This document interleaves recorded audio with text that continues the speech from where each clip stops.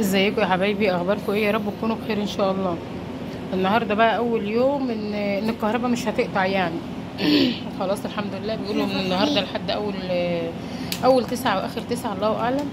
بس احنا طبعا حرانين كالعاده، فيعني ده اكل ايه بقى سريع كده ومن الحر. اهو سلقت بقى بتنجان اهو، شوفوا قلبه ابيض شمع اهو، بس بدقه بقى. قطعت بقى حته شهدايه كده كنت جايباها الصبح،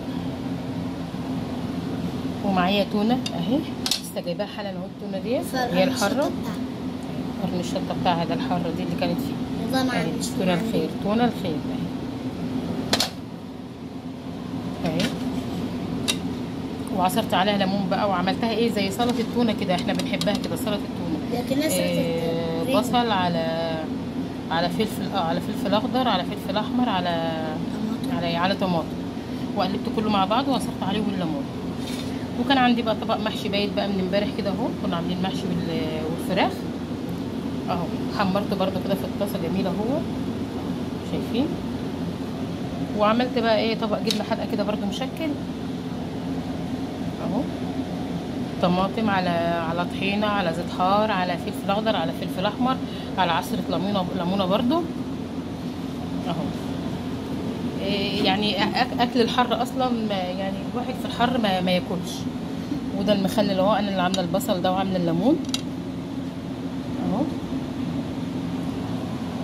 وهنا بقى عيش ناشف من عند ستهم تحت طريته، وعيش بقى هو الطري برضو اهو.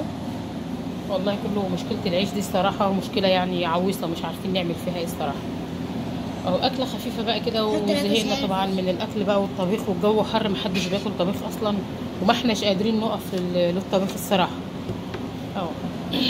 حد قال طبخ في الحر مش هيموت.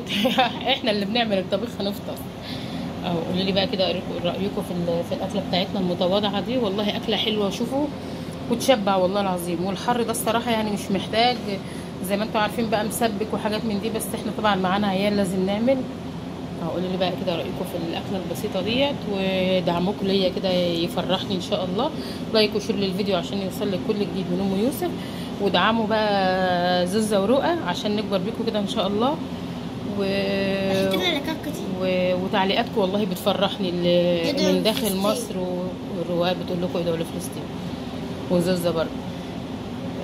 تعليقاتكم والله العظيم بتفرحني من داخل مصر وخارج مصر. ربنا يخليكم يا رب، نعمة في حياتي كده، ويصلح حالنا وحالكم بإذن الله، ويوسع علينا وعليكم يا رب، اللهم آمين.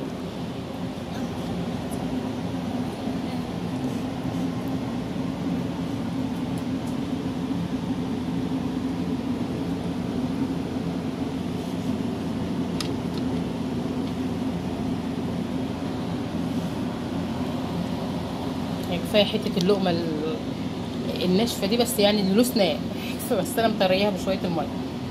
أيوة والله كفاية اللقمة دي، مع والله لو حتة جبنة حادقة تشبع في الحر ده، وألف هنا وشفا قوي.